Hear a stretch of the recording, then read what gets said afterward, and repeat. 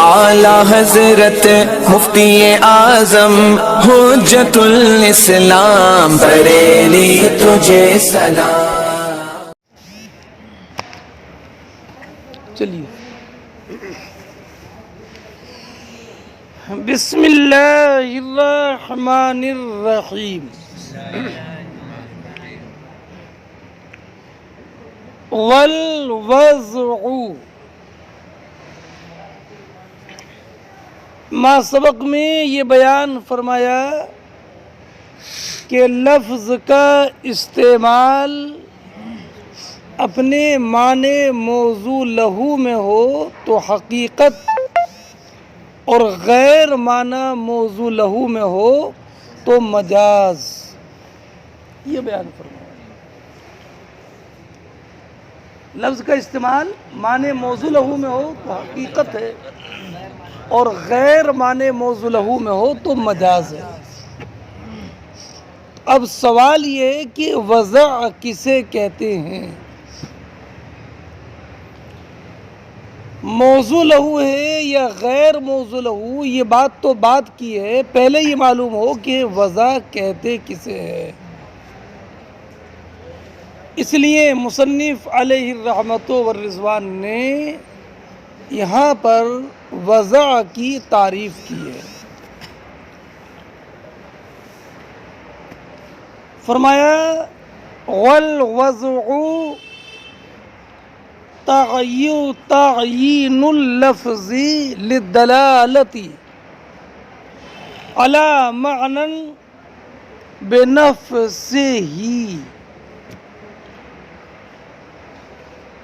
وضع سے مراد وضع اللفظ، یعنی یہ تعریف مطلقاً وضع کی نہیں ہے بلکہ وضع لفظ کی ہے۔ تو معنی ہوا لفظ کی وضع لفظ کو متعین کرنا ہے معنی پر دلالت کرنے کے لیے، اور اس لفظ کی دلالت معنی پر بنفس سے ہی ہو۔ کیا بیٹا؟ وضع لفظ، یہ تعریف وضع کی نہیں ہے، وضع لفظ کی۔ وضع لفظ، لفظ کو معنی پر دلالت کرنے کے لیے متعین کرنا ہے۔ وضع لفظ، لفظ کو معنی پر دلالت کرنے کے لیے متعین کرنا ہے، بنفس ہی، لفظ کی دلالت اس معنی پر بنفس ہی ہو، اس لفظ کی دلالت معنی پر بنفس ہی ہو۔ لفظ کی بنفسی ہونے سے مراد کہ لفظ اس معنی پر دلالت کرے بلا انضمام قرینہ کے، بلا مثلا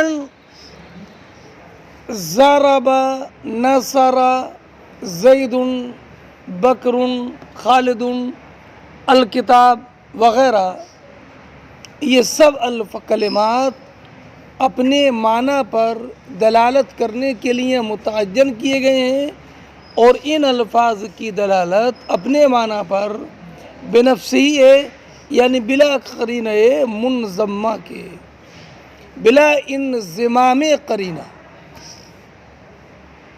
بلا مثلا آپ نے کہا رأیت اسدا یرمی یا یغسل یا یاکل، رأیت اسدا یاکل یا یرمی، یا جلس مع زید، میں نے شیر کو زید کے ساتھ بیٹھے ہوئے دیکھا۔ تو یہاں پر اسد رجل شجاع پر دلالت کر رہا ہے، مگر یہ دلالت بنفسی نہیں ہے بلکہ ضم قرینہ کی وجہ سے اسد کی دلالت رجل شجاع پر ہے، اس لیے یہ نہیں کہیں گے کہ لفظ اسد کی وضع رجل شجاع کے لیے ہے، کیونکہ وضع میں شرط یہ ہے کہ لفظ کی دلالت معنی پر بلا ضم ضمیمہ اور بلا انضمام قرینہ ہو. سمجھ رہے ہیں؟ اچھا مجاز نکل گیا. حرف کی دلالت اپنے معنی پر بے نفس ہی اگر ہوتی ہے تو یہ وضع لفظ کی تعریف میں داخل ہے، اور اگر حرف کی دلالت معنی پر بے نفس ہی نہیں ہوتی ہے تو یہ وضع لفظ کی تعریف سے خارج ہے. کیا تو موٹی بات ہے بھائی. حرف کی دلالت اپنے معنی پر اگر بے نفس ہی ہے تو داخل ہے، اور اگر تو علامہ سعد شارح کا مذہب یہ ہے کہ حرف کی دلالت اپنے معنی پر بے نفس ہی ہے، اور علامہ ابن حاجب کی رائے یہ ہے کہ حرف کی دلالت اپنے معنی پر بے نفس ہی نہیں ہے، اس لیے وہ اس تعریف سے خارج ہے.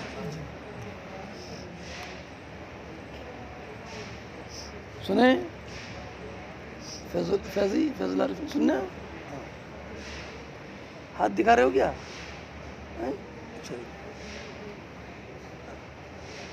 پہلے علامہ سعد شارح کی بات سنیے اور پھر بعد میں علامہ ابن حاجب کی.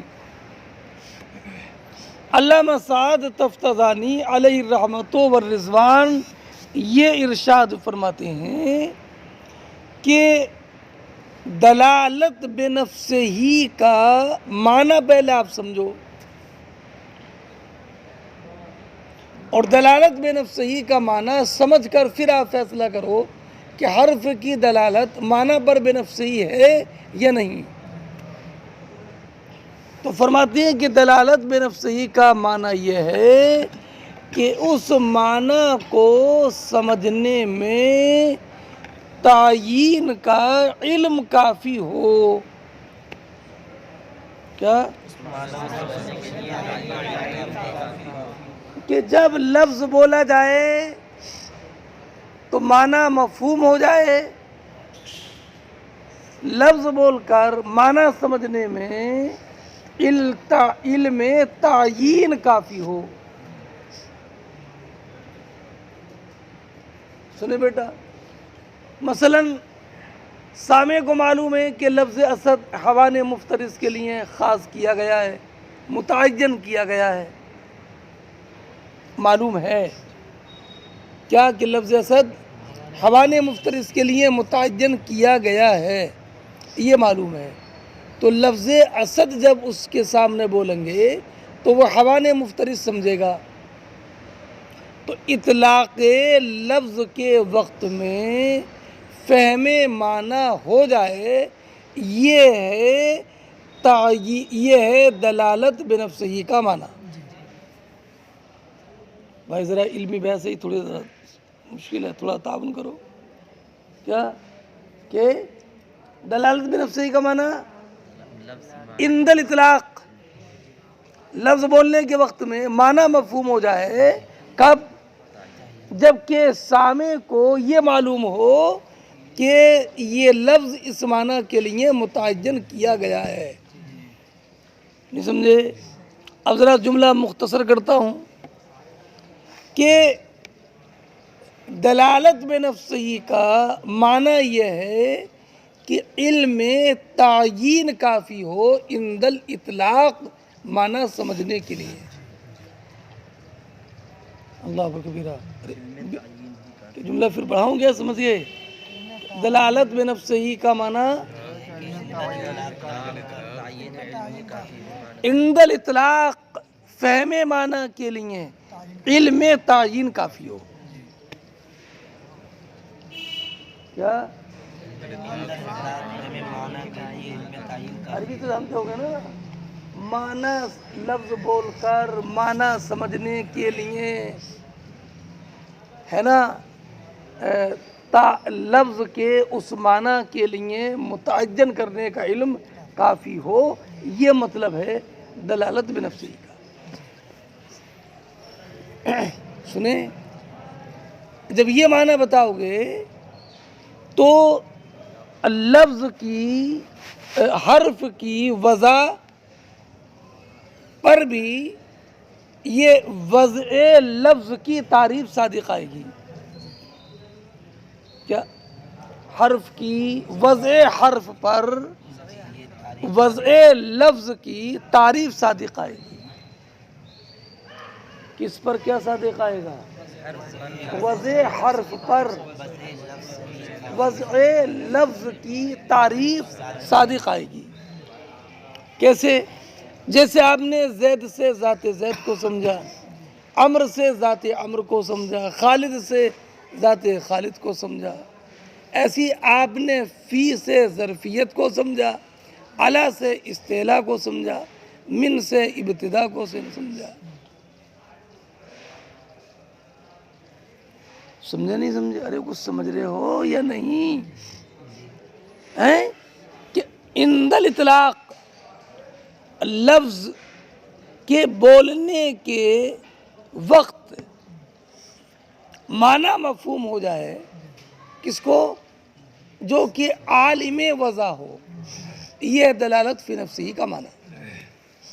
اور جب یہ دلالت فی نفسی کا معنی ہے تو حرف کی وضع پر وضع لفظ کی تعریف صادق آئے گی۔ اب کہیں گے آپ کے من سے مراد کا معنی سمجھ گئے ابتدا، مگر ابتدا ہے کہاں سے؟ تو یہ ابتدا کا کے متعلق کو سمجھنے کے لیے من کے مدخول کا ذکر ضروری ہے۔ کیا؟ معنی ابتدا کو سمجھنے کے لیے من کے مدخول کا ذکر ضروری نہیں ہے، بولو، بلکہ من کا جو مدخول ہے، ابتدا کا جو معنی جزئی ہے کہ ابتدا کہاں سے؟ ارے ابتدا کہاں سے، یہ خصوصیت سمجھنے کے لیے مبدا کا ذکر ضروری ہے۔ الا کا معنی تک، غایت، مگر غایت کہاں تک؟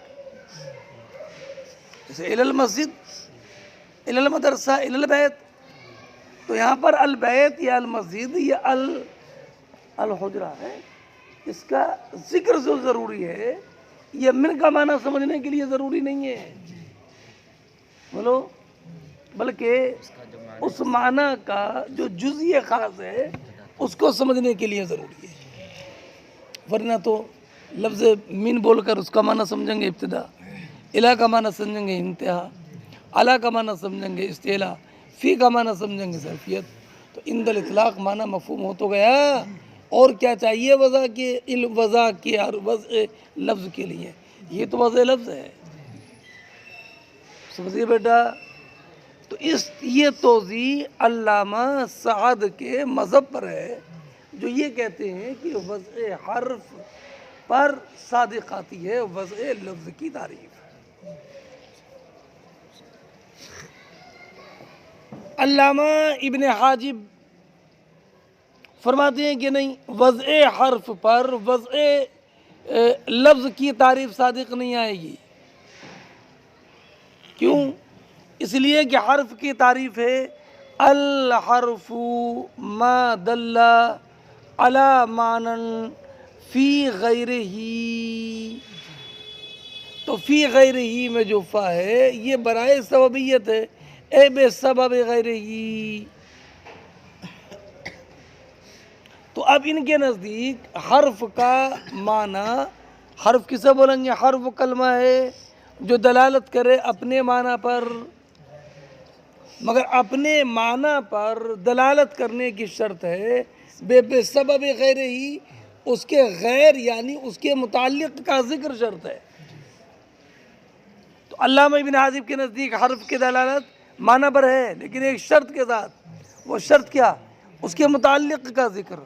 اور جب یہ شرط ہے تو اس کا مطلب یہ ہوا کہ جب تک ذکر متعلق نہیں ہوگا اپنے معنی پر دلالت نہیں کرے گا. کیا؟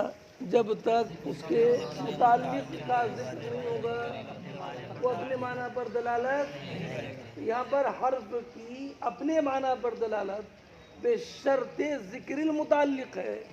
اس لیے جب تک ذکر متعلق نہ ہو حرف کی دلالت اس کے معنی پر ہوئی نہیں. اور جب حرف کی دلالت اس کے معنی پر نہیں ہوئی تو وضع حرف پر وضع لفظ کی تعریف صادق نہیں آئی. کس کے نزدیک؟ علامہ ابن ہے نا. پڑھاؤں کہاں سے؟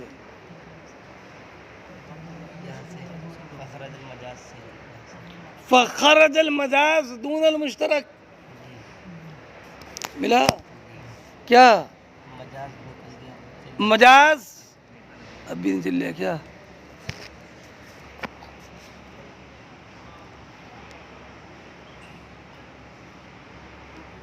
کہ مجاز خارج ہے مشترک نہیں. کیوں نہیں ہے مشترک؟ اس لیے کہ مشترک کی دلالت ان تمام معنی پر ہوتی ہے جن معنی کے درمیان لفظ مشترک ہوتا ہے. یہ الگ بات ہے کہ ان مشترک معنی میں سے مراد کون سا معنی ہے اس تعیین کے لیے قرینے کی حاجت ہے. لیکن دلالت مشترک کی بولو تمام معنی پر. مثلا لفظ قرو مشترک ہے حیض اور طہور کے درمیان. جب لفظ قرو بولیں گے تو حیض اور طہور دونوں معنی مفہوم ہو جائیں گے لیکن مراد حیض ہے کہ طہور ہے اس کے لیے قرینے کی حاجت ہے. تو تعیین کے لیے قرینے کی حاجت ہونا یہ دلالت بنفسہ ہی کے منافی نہیں ہے. اور رہا بیٹا مجاز تو مجاز تو اپنے معنی مجازی پر دلالت کرنے میں قرینے کا محتاج ہوتا ہے. سمجھ گئے؟ فخرج المجاز تو مجاز نکل گیا موضوع ہونے سے معنی مجازی کی طرف نسبت کرتے ہوئے دون المشترک مشترک نہیں. اس لیے فإنه لم يخرج اس لیے کہ مجاز خارج نہیں ہے. اس لیے کہ مشترک خارج نہیں ہے. اس لیے کہ مشترک دونوں معنی میں سے ہر ایک پر بنفس ہی دلالت کے لیے متعین ہے اور اشتراک کے عارض ہونے کی وجہ سے بالتعیین دونوں معنی میں سے کسی ایک معنی کا نہ سمجھنا لا ینافی ذالک یہ تعیین کے منافی.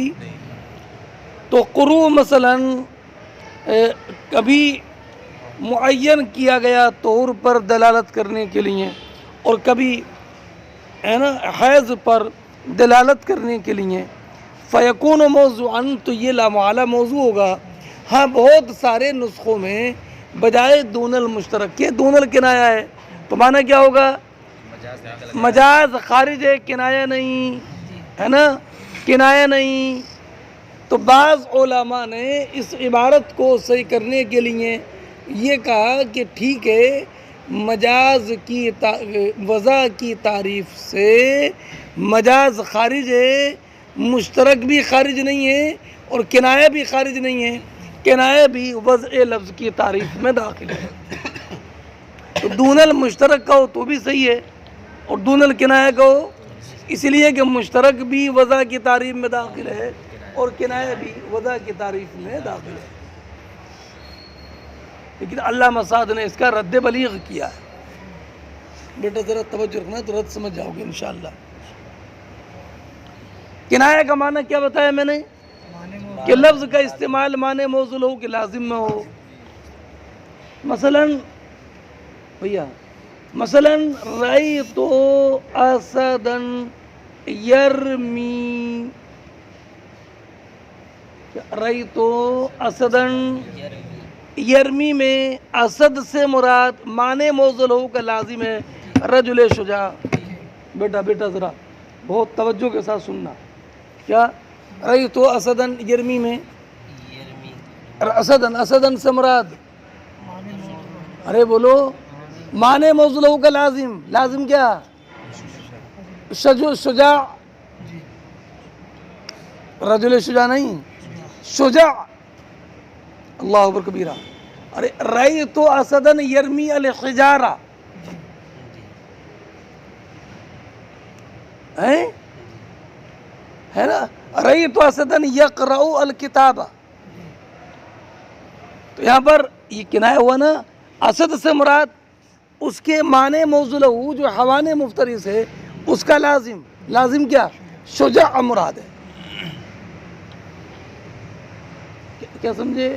کنایہ میں معنی موصول لہو کا لازم مراد ہوتا ہے. رأیت اسدن یقرأ الکتاب، یہاں پر مراد ہے رأیت شجاعا یقرأ الکتاب. سنیں، توجہ ہے. اب اگر آپ یہ کہیں کہ کنایہ لفظ کی وضع میں داخل ہے تو یہ بتائیے کہ کنایہ وضع کی تعریف میں داخل اپنے معنی اصلی کے اعتبار سے ہے یا اپنے معنی کنائی کے اعتبار سے ہے؟ سنیں، اگر آپ یہ کہو کہ معنی کنائی کے اعتبار سے ہے تو یہ صحیح نہیں ہے. کیوں؟ اس لیے کہ لفظ کی تعیین، لفظ اسد کی تعیین جو ہے وہ شجاع کے لیے نہیں ہے، حیوان مفترس کے لیے ہے. اور اگر آپ یہ کہو کہ اسد کنایہ اپنے معنی موصول لہو کے اعتبار سے وضع کی تعریف میں داخل ہے تو بلا شبہ یہ بات صحیح ہے کہ چونکہ اسد کی تعین جو ہے وہ حیوان مفترس کے لیے ہے، مگر اس تشریح کے اعتبار سے لازم آئے گا کہ مجاز بھی داخل ہو جائے وضع کی تعریف میں. کیوں؟ اس لیے کہ وضع میں لفظ کا مجاز میں لفظ کا استعمال تو معنی غیر موصول لہو میں ہے کہ نہیں، لیکن اس کا ایک معنی اصلی تو ہے. تو اگر معنی اصلی کے اعتبار سے کنایہ داخل ہے وضع کی تعریف میں تو لازم آئے گا کہ مجاز بھی بولو معنی اصلی کے اعتبار سے داخل ہو جائے وضع کی تعریف میں. دونوں کے درمیان کوئی فرق نہ رہے گا. فرماتی ہیں اور بہت سارے نسخوں میں دون المشترک کی جگہ پر ہے دون الکنایہ، اور یہ صحیح ہے. اس لیے کہ اگر مراد یہ ہے کہ کنایہ اپنے معنی اصلی کے اعتبار سے موضوع ہے فقط المجاز، اس لیے کہ اسد ہمارے قول رأیت اسدن یرمی میں موضوع حیوان مفترس کے لیے اگرچہ اس میں اس کا استعمال نہیں ہے. اور اگر مراد یہ کہ موضوع معنی کنائی کے اعتبار سے یعنی لازم المعنی کے اعتبار سے فساد ہو ظاہر، بولو تو اس کا فساد تو بالکل ظاہر ہے. اس لیے کہ اسد شجاع پر جو دلالت کرتا ہے یہ بنفس سے ہی نہیں بل بواسطۃ القرینہ. بلکہ سنو بیٹا، مجاز اور کنایہ میں ایک فرق اور ہے جو پڑھا آپ نے شروع میں کہ مجاز میں، بیٹا ذرا توجہ، 2 منٹ کی بات ہے، توجہ رکھیے گا. مجاز میں ایسا قرینہ ہوتا ہے جو معنی موصول لہو کے مراد لینے سے معنی ہوتا ہے. کیا؟ جو معنی، اور کنایہ میں قرینہ تو ہوتا ہے اور وہ معنی موصول لہو کے مراد لینے سے معنی نہیں ہوتا ہے بلکہ معنی موصول لہو مراد لینا بھی صحیح ہوتا ہے. دیکھو 2 فرق ہو گئے. مجاز میں ایسا قرینہ ہوتا ہے جو معنی موصول لہو کے مراد لینے سے معنی ہوتا ہے. دوسرا یہ کہ کنایہ میں لفظ کا استعمال معنی موصول لہو کے لازم میں ہوتا ہے لیکن ملزوم کا مراد لینا جائز ہوتا ہے. ایک فرق سمجھ گئے. دوسرا فرق یہ ہے کہ مجاز میں قرینہ لفظیہ ہوتا ہے اور کنایہ میں قرینہ معنویہ ہوتا ہے. تو ایک کوشش اور کی ہے کچھ لوگوں نے کہ کنایہ داخل رہے مجاز خارج ہو جائے. کیا؟ کنایہ وضع کی تعریف میں داخل رہے بولو مجاز. تو ان دو کوششیں کی.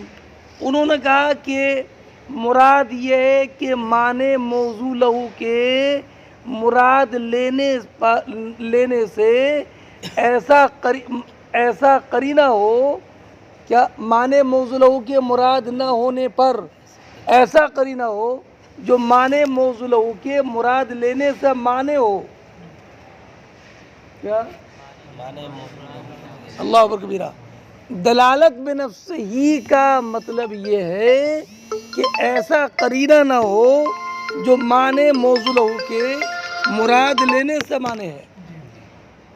دلالت بنفس ہی سے مراد ایسا قرینہ نہ ہو, ایسا قرینہ نہ ہو. کیسا؟ اور چونکہ یہ بات مجاز میں پائی جاتی ہے اس لیے مجاز نکل جائے گا. سنیں, اور چونکہ مجاز میں ایسا قرینہ نہیں ہوتا ہے جو معنی موضوع ہو کہ مراد لینے سے معنی ہو, اس لیے کنایہ خارج نہیں ہوگا. اللہ نے سمجھ گئے. معنی موضوع ہو دلالت بنفس کا معنی ایسا قرینہ نہ ہو جو معنی موضوع ہو کہ مراد لینے سے, یہ بات مجاز میں ہے اس لیے وہ نکل جائے گا. اور معنی اور کنایہ میں بولو لفظ کا استعمال لازم پر تو ہوتا ہے لیکن ملزوم جو معنی موضوع ہوئے اس کا مراد لینا جائز ہوتا ہے. دوسرا جواب, قرینے سے مراد دلالت بنفس ہی سے مراد یہ کہ قرینے لفظیہ کے بغیر دلالت کرے, اور قرینے لفظیہ مجاز میں ہوتا ہے. سنیں, قرینے لفظیہ کنایہ میں نہیں ہوتا ہے. یہ دو جواب اور دیے گئے ہیں. علامہ سنو بیٹا, علامہ سعد نے دونوں کا رد بلیغ کیا. کیا کہا؟ دلالت بنفس ہی کے مراد کیا؟ وضع کی تعریف لفظ کا متعین کرنا کسی معنی کے لیے. کس کی تعریف ہو رہی ہے؟ وضع کی. تو آپ نے پڑھا کہ معرف کا سمجھنا معرف کے سمجھنے پر موقوف ہوتا ہے, پڑھا نا. اور یہ بھی جانتے ہو کہ مشتق کا سمجھنا مبدا کے سمجھنے پر موقوف ہوتا ہے.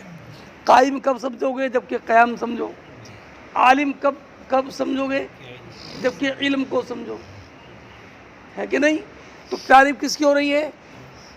ارے بولو, وضع کی. کیا تعریف کی؟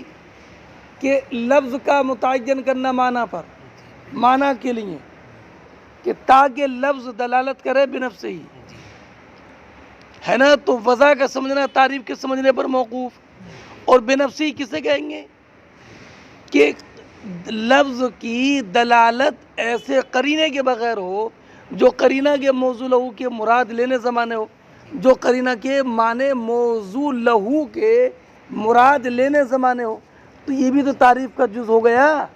اور جب یہ تعریف کا جز ہوا تو موضوع لہو کو سب کب سمجھو گے؟ جبکہ وضع کو سمجھو. اور وضع کب سمجھو گے؟ جبکہ اس موضوع لہو کو سمجھو. تو یہ دور ہے. تو اگر دلالت بنفس ہی کا مطلب یہ لو کہ ایسے قرینے کے بغیر دلالت کرے جو قرینہ معنی ہو موضوع لہو کے مراد لینے سے, تو یہ وضع کی تعریف کا جز بن جائے گا. اور وضع کی تعریف موضوع لہو کے سمجھنے پر موقوف ہو جائے گی. اور چونکہ موضوع لہو مشتق ہے اس لیے اس کا سمجھنا وضع کے سمجھنے پر موقوف ہو جائے گا, تو دور لازم آئے گا. درست سمجھ گئے؟ اور دوسرا یہ کہ آپ نے کہا قرینے لفظیہ کے بغیر, تو یہ کہتے ہیں یہ مسلم نہیں ہے. مجاز کا قرینہ کبھی معنویہ بھی ہوتا ہے, اور مجاز اور کنایہ کا قرینہ ہمیشہ معنویہ نہیں ہوتا, کبھی لفظیہ بھی ہوتا ہے. سمجھ رہے ہیں؟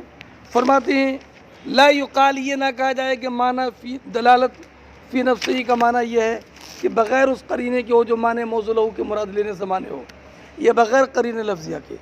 اس تقدیر پر وضع سے مجاز نکلے, کنایہ نہیں. فرماتے یہ نہ کہا جائے, ارے ملا, اس لیے کہ ہم کہیں گے کہ موضوع لہو کو وضع کی تعریف میں لینا یہ تو فاسد ہے لزوم دور کی وجہ سے, اور ایسی قرینے کا حصر لفظی میں صحیح نہیں ہے, اس لیے کہ مجاز کا قرینہ کبھی معنویہ ہوتا ہے.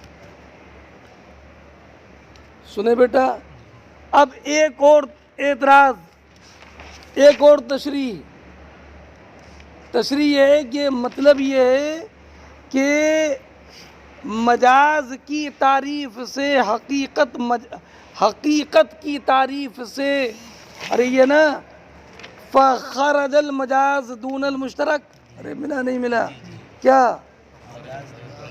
جلدی بول کیا مطلب؟